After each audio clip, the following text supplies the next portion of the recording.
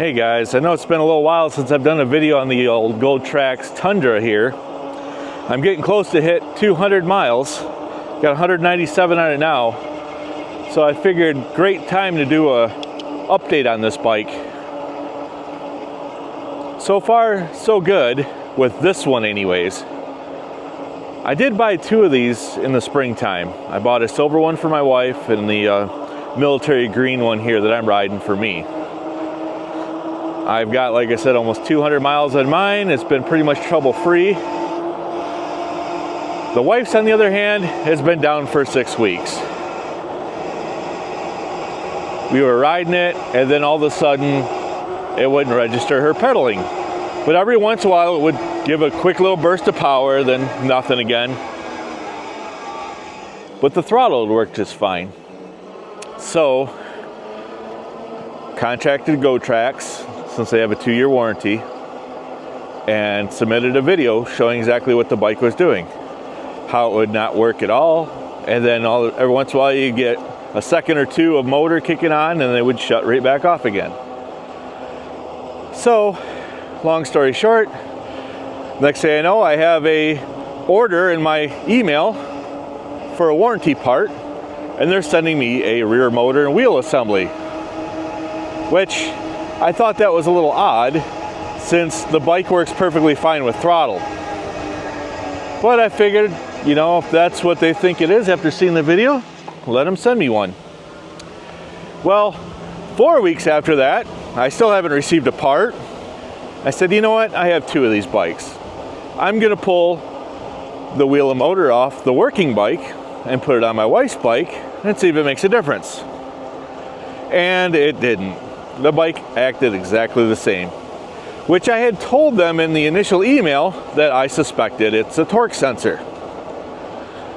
So I sent them 2 more emails, and I have yet to get a response to either, or the original part that they said they were going to send.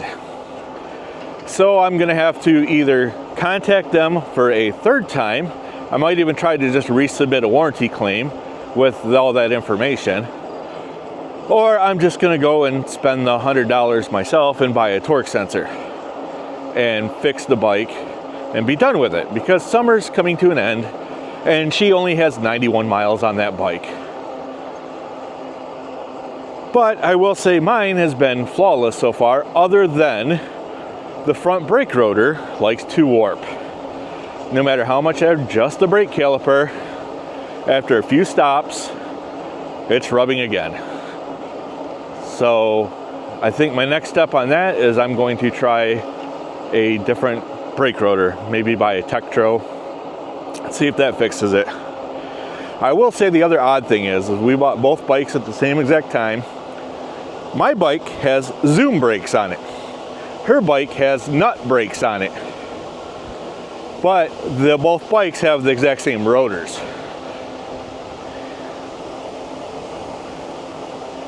I don't really notice a difference between the brakes on either bike. I will say I think the nut brakes have a little better feel to them, to the levers, but I haven't rode her bike enough to really be able to quantify that exactly. I will say I have other e-bikes and scooters that have the nut brakes, and I find them to be adequate. I do feel though that this big of a bike should have 4 piston calipers on it, and especially right now this is $17.99 for this bike if you buy it. And the main selling point for this bike when I bought it is, one, it was on sale for $13.99, and it came with the free racks.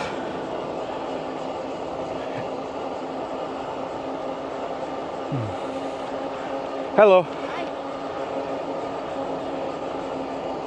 So that was a big help in the price. And the biggest selling point of all was it had a 20 amp hour battery, where most others were 14 amp hour, like the Event Adventure 2 that we were looking at. I do feel though that there's a few places they shortcutted on this bike that are kind of a disappointment. One of them being the display has a USB-A port on the bottom of it, but you can't use it to charge anything. It must only be for programming, which I was really looking forward to being able to charge my phone while it was on the dash when I use it for navigation. Because where I live, I do a lot of exploring. We have a lot of seasonal roads.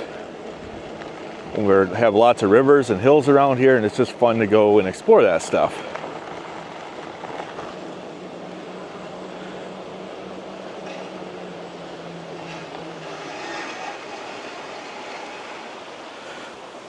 Speaking of rivers,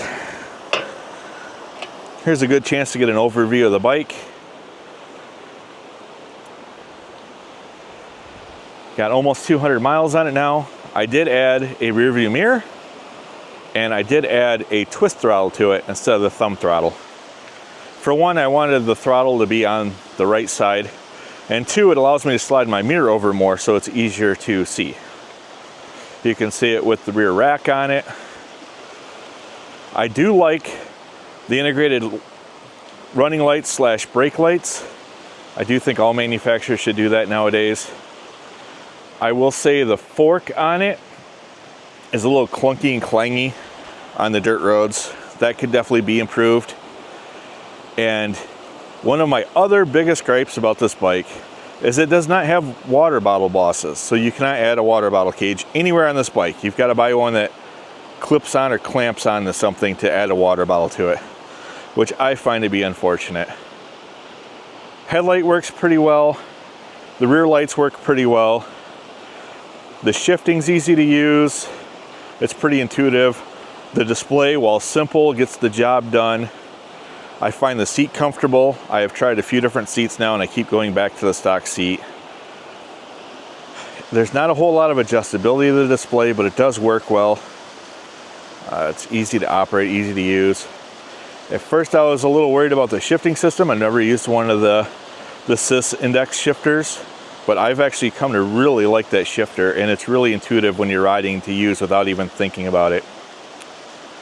But that's how my bike looks after 200 miles. So let's do some more riding.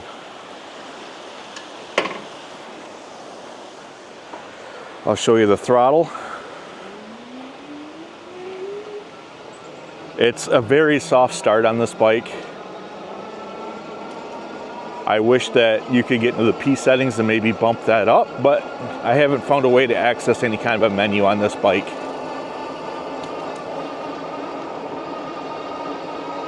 So this is one of our seasonal roads around here. It's only paved for a little ways, and then it'll turn into dirt up here. It runs right in between the golf courses, actually. So I think it's more of just a fire access road. A little bit of a hill, but it still pulled me up at 14 miles an hour average. Not too bad. But this is where this bike is at home. It's on the dirt roads, the gravel roads. It's nice and smooth. I have the tires inflated pretty high because I want it to be efficient on the roads.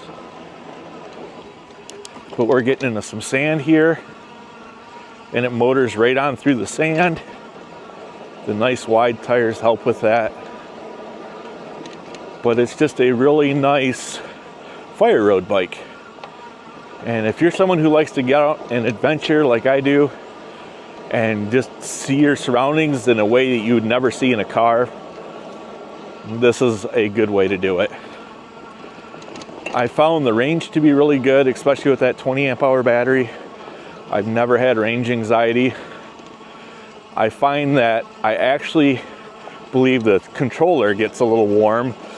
It starts cutting power back before your battery range is done. But that's if you're just pushing it hard. I have lots of hills here. We're in a glacial area where the terrain varies widely, and if you push it for too long on the hills, you'll notice that it starts cutting power. This is a pretty good size hill. I'm going to bump up the power level 1.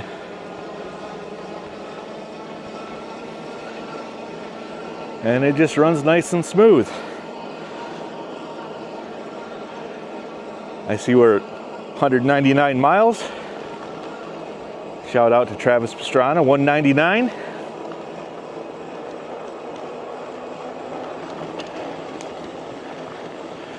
But yeah, when it comes to riding these seasonal fire roads, this is the bike I grab.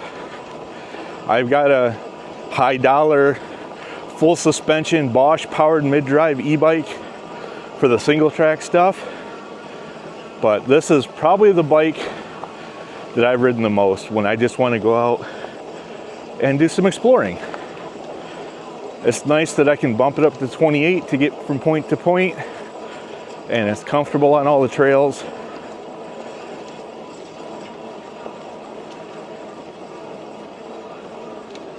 The only other thing I might add to this bike would be a suspension seat post, but I have a deal that clamps onto the seat post called the Buddy Rider that I take my dog for rides with. And that clamps right where the suspension would be on the seat post. So I would almost have to set up a whole second saddle system that I could just swap out between the two for when I want to take her for rides. Maybe a future project. Right now, I haven't done a whole lot of riding, especially with the wife's bike being down. So I went ahead and we ordered 2 brand new bikes from Electric. We ordered the Express 750s because she's a pavement princess. She loves the bike pass. And we have a lot of them up here in northern Michigan. And they're just going to be a better all-around bike path bike. So look forward to some videos coming up on those when they get here. I just ordered them yesterday, so they haven't even shipped yet. It is Labor Day weekend, so I expect they'll ship probably middle of the week. But I ordered the high step for me and the step through for her. And hopefully at some point I can get her Gotrax fixed as well. So that way we have another working bike in the stable.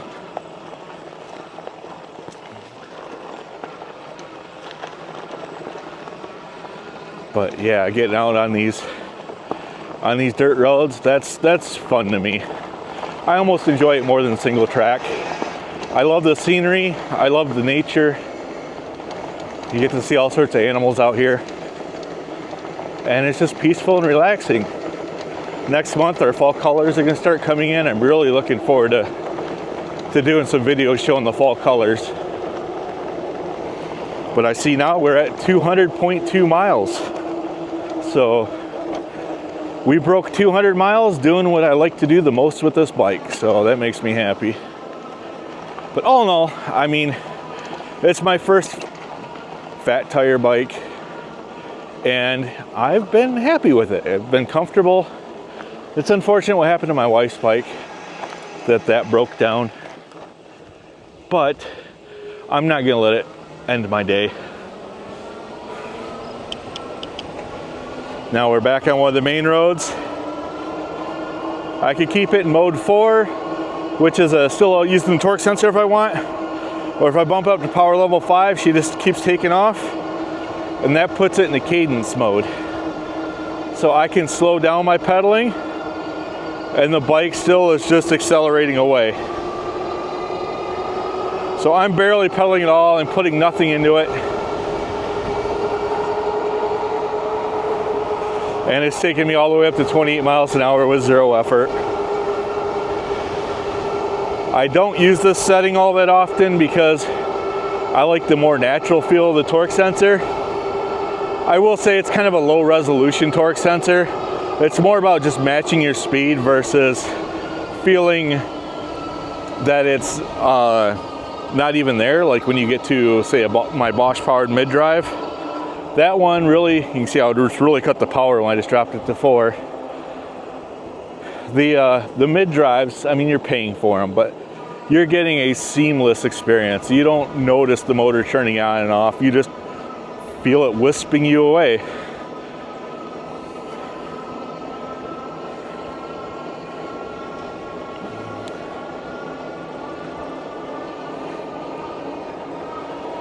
But yeah, when it comes to exploring, One of these types of bikes does a really good job.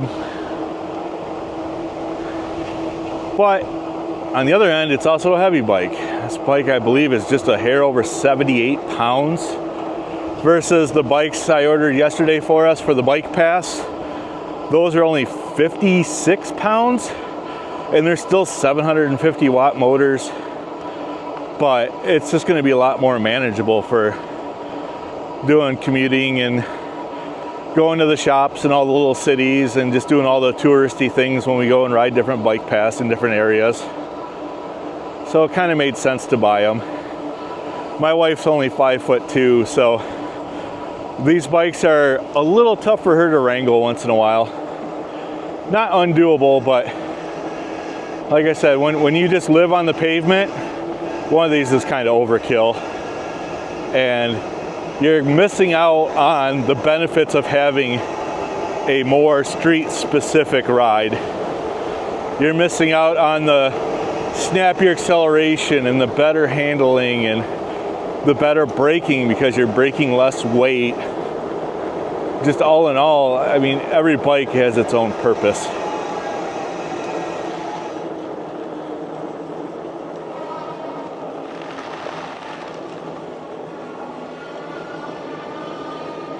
So ultimately, if you can have only one bike, pick the bike that's going to do the most things that you want to do with a bike, because then that's going to be the most that you're going to ride it. It's kind of a jack of all trades, master of none, which there's nothing wrong with that. I myself, I've got a bike for the different things I like to do, along with I have scooters as well. But I'm in an area where it's very beneficial to ride. Most of the roads don't even have pavement markings on around here. So there's not a lot of traffic. It's a lot of fun just to be able to ride around. Bonsai it down the hills.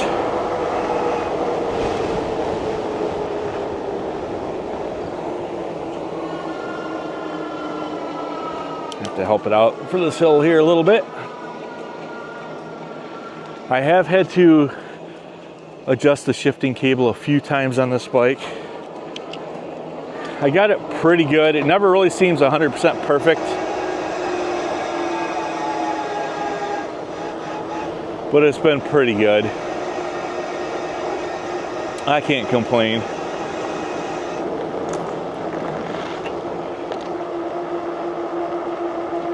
I believe the components they give you are right for the price and the type of bike it is. Like I said, the selling point for me was the larger battery. I wanted the range. Sometimes I go out and explore for an hour or two. I didn't want to worry about a dead battery as I'm climbing sandy hills or anything else that's really robbing the battery down. As of right now, I'm down to 80% charge. I left the house with 100% charge. And it's very, very efficient with that torque sensor, as long as you keep it in torque sensor mode. We start putting in a cadence sensor mode, yeah, it's fun to go faster, and I do it if I need to get from A to B pretty quick without pedaling like a madman. But for the most part, I run it in 3 or 4. Like I said, we have a lot of hills around here, and 4 works really well for that. The biggest thing I found though when you have big hills is don't fight it. Don't try to overpower it. Just drop into the lowest gear, turn the pedal smooth. You don't have to sit there and muscle it.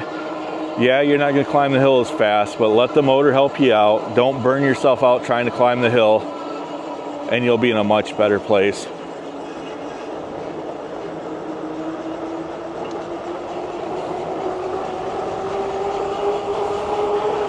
And you can pedal this bike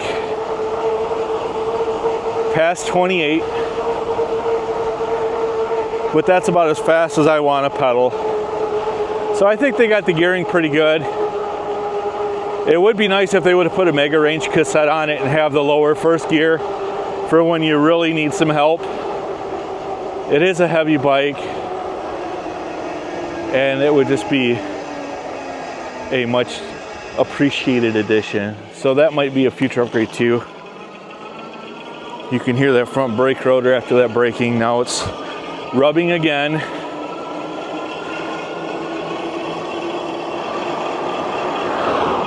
So that's kind of unfortunate.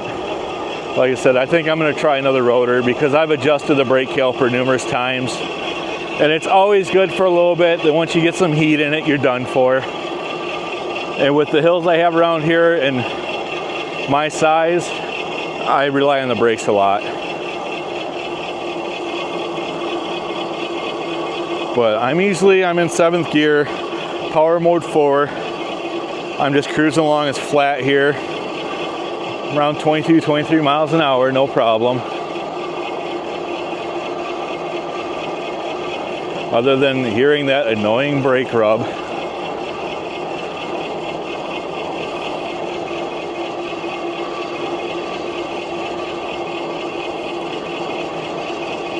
But yeah, I still think, looking at the bikes that are out now,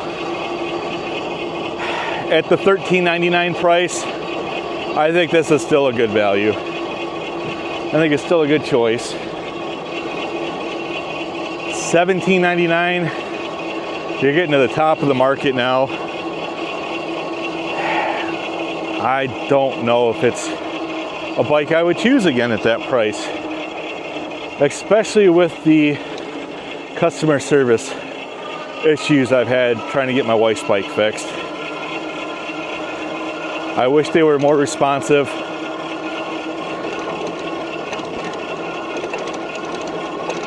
But yeah, this rough road here, just no problem. Tears that right up.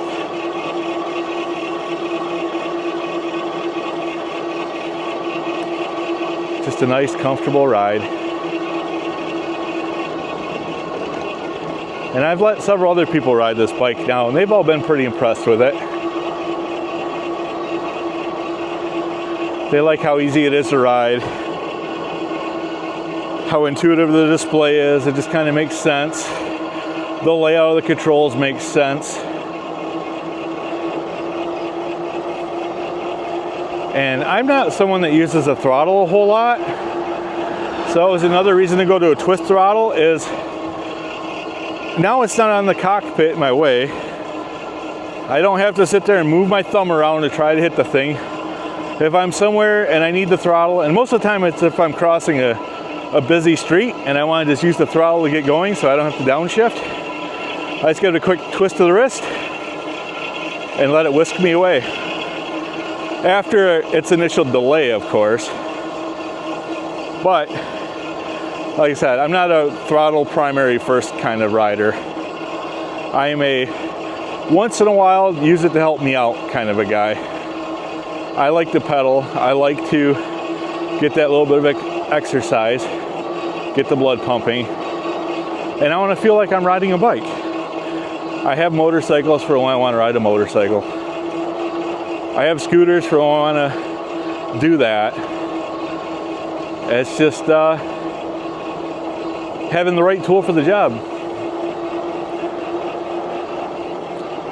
And I find that if I could only have one out of everything in my stable, right now this would be it. I know I was a little harsh on some of it for my criticisms, but it's a good all-around package. It's comfortable. It rides the pavement as well as the dirt. I get good range out of it. I like the assist that it provides. The ergonomics I find to be comfortable when I'm riding. It's just been a good bike. I do have a little sour taste in my mouth with the wife's bike. I wish that Gotrax would leave me in the loop a little bit. You know, if the part was on back order, that's fine, I get it, but let me know. I feel like they just ghosted me. You know, they never even replied back saying what they were going to do about the problem. All I did was just instantly had an order confirmation in my email for rear wheel assembly, and it said under warranty. So I never even got a chance to reply back to them and tell them, oh, I don't think that's what it is, or give me a chance to swap wheels since I have 2 of these bikes and confirm that's it before you send the part out. But they didn't do that. And I sent 2 emails afterwards. They never replied to those. So now I'm left kind of in limbo. And I feel like, yeah, the bike's under warranty, but the snow's going to be coming in a couple months. And then the bike's really not going to be used. So at this point, I'm better off just to spend the money and buy the part and put it in myself instead of waiting for them, which is kind of a crappy situation to be in. I spent quite a bit of money with Gotrax now. I bought scooters from them and bikes from them. And that's the first issue I've had with a bike. And that, like I said, that bike's got 91 miles on it. I'm kind of disappointed that they're not handling that better on such a simple thing. But we shall get it fixed. It will be on the road again. I'm sure my wife probably won't ride it very much. She doesn't like to go off-road. I think she's gonna like her new bike coming. So I've got a bike that my buddies can ride when we want to go do an adventure.